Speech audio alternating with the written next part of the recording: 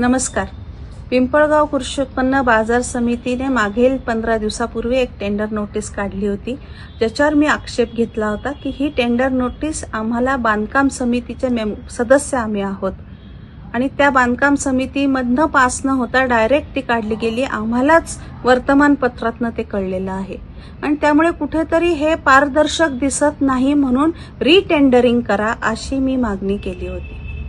त्यानंतर मला अजून एक विषय माझ्या समोर आला की बाजार समितीने साधारण 62 कोटीच्या आसपास, किती 62 कोटीच्या आसपासची बांधकामं याची परवानगी पणन संचालकाला मागितलेली आहे.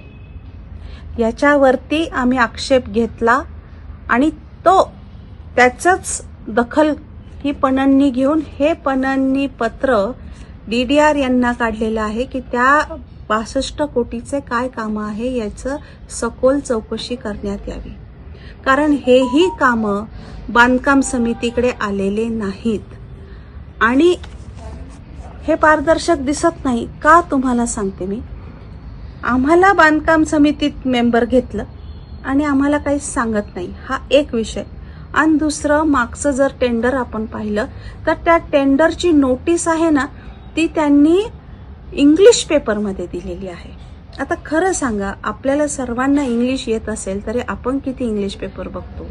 मग ह्या 62 कोटीचंही ते तसंच करणार, इंग्लिश पेपर काढणार, इंग्लिश पेपरमध्ये नोटीस काढणार आणि आपल्याला कळणार पण नाही. मग आम्ही सगळे विरोधात बसलेले जे आहोत, आम्हालाही काळजी आहे शेतकऱ्यांची, आम्हाला पाहिजे शेतकऱ्यांसाठी व्हावं, पण ही पारदर्शक नसेल तर आम्ही त्याच्यावर आवाज उठवणार आणि त्या आवाज उठवल्याचा कुठेतरी पणननी त्याचं दखल घेऊन DDR यांच्याकडे ही नोटीस चौकशी करायचं पत्र हे पाठवलेलं आहे. हे आपल्या सर्वांना माहिती व्हावं म्हणून मी हा आज व्हिडिओ केलेला आहे.